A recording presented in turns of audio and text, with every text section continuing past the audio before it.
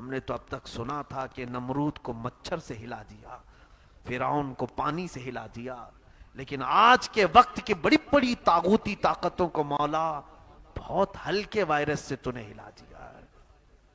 آج ہل گئے سارے لوگ۔ یہ کوئی مذاق کا وقت نہیں، یہ جوکس فارورڈ کرنے کا وقت نہیں میرے عزیزوں۔ رب کا قہر ہے، یہ اللہ کا غضب ہے، خدا قہار ہے غضب پر۔ آج رب تبارک و تعالی غضب پر ہے۔ آپ اندازہ کر رہے ہیں اس چیز کو؟ آپ نہیں دیکھ رہے اس ہلکے سے کیڑے نے سارے سینما تھیٹروں کو بند کرا دیا، سارے شراب خانوں کو بند کرا دیا، سارے علماء کی تقریریں جن کو روک نہیں سک رہی تھی ہلکے کیڑے نے نہیں رکوا دیا، سارے بازار رکوا دیے، ساری بڑی محفلیں ختم کر دی گئی، حتیٰ کہ عبادت خانوں پر تالے لگ گئے۔ اللہ اکبر۔ یہ رب تبارک و تعالیٰ کے جلال کو اندازہ کر سکتے ہیں؟ پھر قیامت کے دن آج مولا تعالیٰ اپنی رحمت کی صفت پر ہے۔ کون سی صفت؟ اللہ کے 99 صفات ہیں، وہ رحمان ہے، رحیم ہے، کریم ہے، ستار ہے، غفار ہے، جبار ہے، قہار ہے۔ سوچو آج اللہ تعالیٰ اپنے رحمان اور رحیم کی صفت پر ہے، اور قیامت کے دن وہ اپنے قہار کی صفت پر ہوگا۔ خود فرماتا ہے لمن الملک اليوم، آج کی بادشاہت کس کی ہے؟ خود فرماتا ہے للہ الواحد القہار، ایک قہر کرنے والے خدا کی آج سلطنت ہے۔ قیامت کے دن کیسا ہوگا جب ہر چیز رک چکی ہوگی؟ مجھے یہ سننے کو مل رہا ہے کہ مسلمان محلوں میں لڑکے پورے باہر گلیوں میں سڑکوں پر کرکٹ کھیل رہے ہیں، تاش کے پتے، کیرم کھیلے جا رہے ہیں، اور گھر میں عورتیں رات بھر ٹی وی سیریل، اور نوجوانوں کے ہاتھ میں موبائل، انٹرنیٹ۔ اللہ کا غضب ہے، وہ جلال میں ہے، اور تم پھر اترا رہے ہو، تم اب بھی اپنا غرور اور تکبر بتا رہے ہو اللہ کو۔ رب تبارک و تعالیٰ نے آج جو پوری کائنات کو جس طرح سے مولا نے روک دیا ہے، قریب ہے یہ موت تمہارے تک بھی آ جائے گی۔ یاد رکھنا جن لوگوں نے مذاق کیا چند دنوں پہلے، ان کے گھروں میں بھی یہ بیماری داخل ہو گئی۔ آج وہ لوگ کہہ رہے ہیں، انگلینڈ والے بھی، انگلینڈ کے کئی لوگ کہہ رہے ہیں کہ ہم تو اس پر جوکس بنا رہے تھے، لیکن اب ہماری ماں اس بیماری میں افیکٹڈ ہے۔ ایک مولانا صاحب ہیں۔ میرے عزیزو، یہ تمام معاملات ہلکے انداز میں لے کر کے نہ چلیں۔ آج سب کو اپنے نقصان کا اندیشہ ہے کہ بند ہونے کے بعد کیا نقصانات ہو سکتے ہیں، اس کے باوجود بھی بند کیوں کیا جا رہا ہے؟ آپ سوچ سکتے ہیں اس چیز کو؟ صرف مسجد بند نہیں ہوئی ہے، یعنی اس وائرس کے اندیشے کو سمجھ نہیں پا رہے ہیں آج ہمارے لوگ، اویئرنس نہیں ہے، لوگ یہ سمجھ رہے ہیں کہ کیا ہونے والا ہے۔ میں صحیح کہتا ہوں، جو ہونا ہے وہ اللہ کی مرضی سے ہی ہوگا، لیکن جب اس طرح کی وبا پھیل جائے تو بندے کو ڈرنا شروع کرنا چاہیے اپنے رب سے۔ قرآن پاک میں اللہ فرماتا وَلَنُذِيقَنَّهُم مِّنَ الْعَذَابِ الْأَدْنَى دُونَ الْعَذَابِ الْأَكْبَرِ لَعَلَّهُمْ يَرْجِعُونَ۔ سورہ سجدہ کی آیت ہے 21ویں پارے کی۔ اللہ فرماتا ہے ہم ان لوگوں کو چھوٹے چھوٹے عذاب دیتے رہیں گے، بڑا عذاب دینے سے پہلے ہے۔ اس آیت کی تفسیر میں کئی صحابہ نے فرمایا ہم نے حضور صلی اللہ علیہ وسلم سے پوچھا کہ یا رسول اللہ چھوٹا عذاب کیا ہے، بڑا عذاب کیا ہے؟ میرے آقا نے فرمایا بڑا عذاب تو قیامت کے دن ہونے والا ہے، چھوٹا عذاب یہ ہے کہ اللہ بلائیں بھیجے گا، بیماریاں اور مصیبتیں بھیجے گا دنیا میں۔ کیوں بھیجے گا؟ قرآن میں اللہ فرماتا ہے لعلہم یرجعون، تاکہ وہ اپنے گناہوں سے باز آ جائیں، وہ پلٹ آئیں۔ یہ بیماریاں، وبائیں تمہیں پلٹانے کے لیے ہوتی ہیں، نہ کہ کھیل کود کر کے عیاشی کرنے کے لیے کہ چھٹی ہو گئی خوب عیش کرو، ٹھٹے مارو، ہنسو، اسی لیے نہیں ہے۔ مجھے تو اندازہ یہ ہونے لگا ہے کہ آج و کل میں پتہ نہیں کس کے اعلانات ہونے والے ہیں۔ آج مجھے حیرت ان لوگوں کے اوپر ہو رہی ہے جو ان تمام معاملات کو لے کر اب بھی سیریس نہیں ہے، مذاق اڑا رہے ہیں ایک دوسرے کا۔ مذاق مت کرو، یہ اللہ کی پکڑ ہے، اللہ کا عذاب ہے۔ اور حدیث پاک میں یہ ملتا ہے پچھلی قوموں پر جب اللہ عذاب نازل کرتا تو کچھ لوگ کھڑے ہو کر کے ان کا مذاق اڑاتے کہ دیکھو کیسے جل رہے ہیں، کیسے مر رہے ہیں.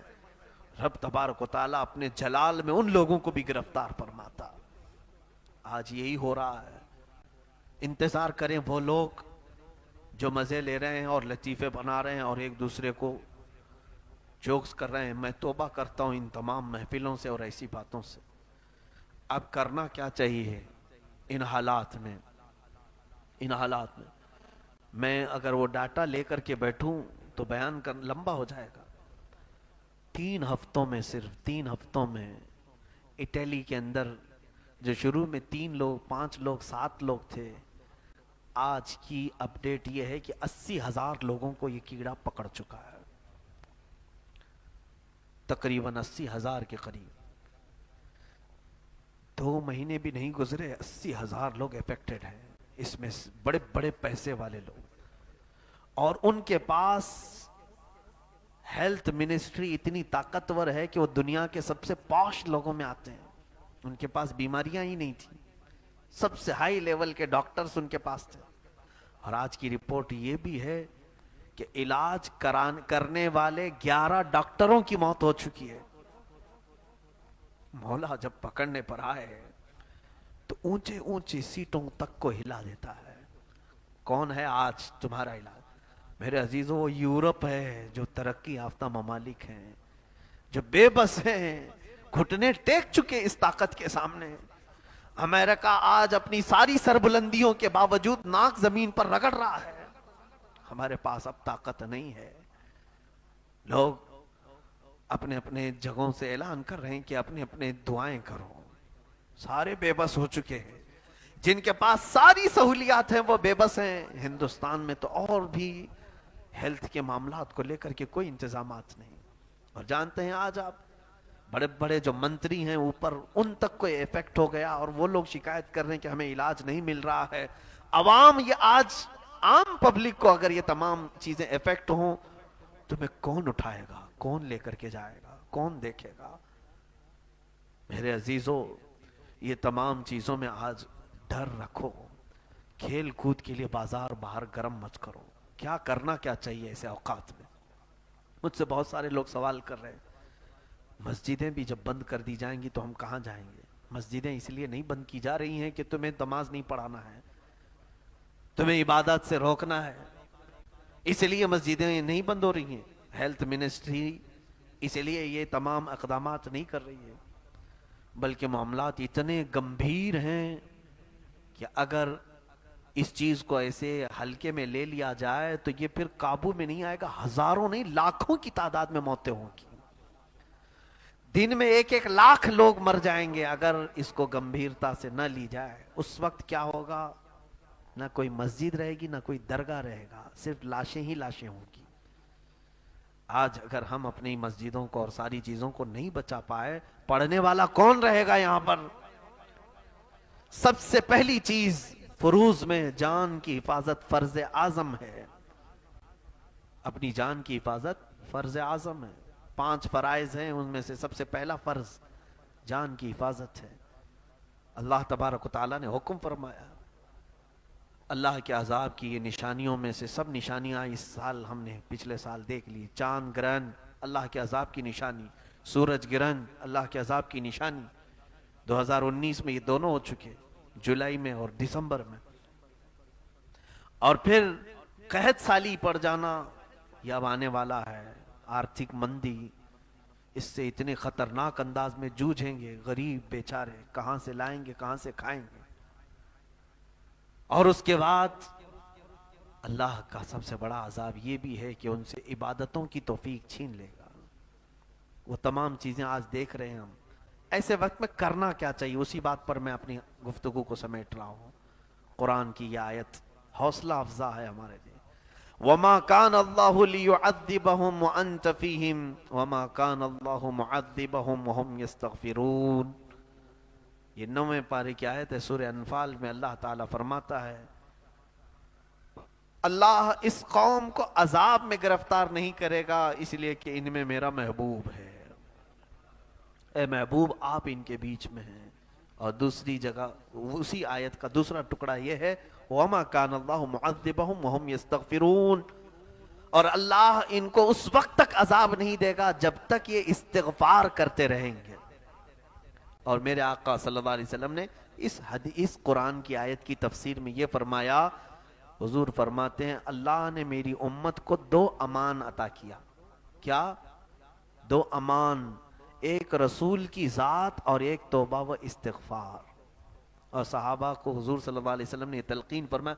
اب وہ روایتیں کئی ہیں، تفسیر در منصور میں آج ہی میں نے بیان بھی کیا ہے، چھوٹی سی ایک ریکارڈ بھی کیا ہے لوگوں میں یہ اس کو نشر کرنے کے لیے کہ آج کرنا کیا چاہیے آپ کو۔